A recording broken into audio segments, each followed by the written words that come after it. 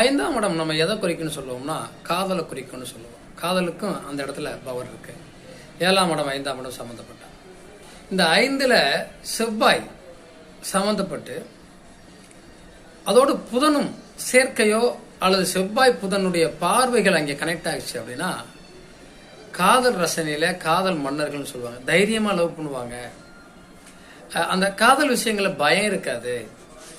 எப்படியும் ஜெயிச்சிடலாங்கிற தைரியம் வரும்.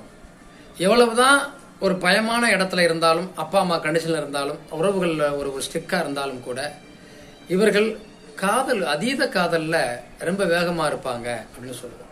இந்த 5ஆம் இடம் புதனை குறிக்கக்கூடிய கிரகம் காதல் அப்படின்னு சொல்லக்கூடிய அந்த புதன் காதலை குறிக்கக்கூடியது.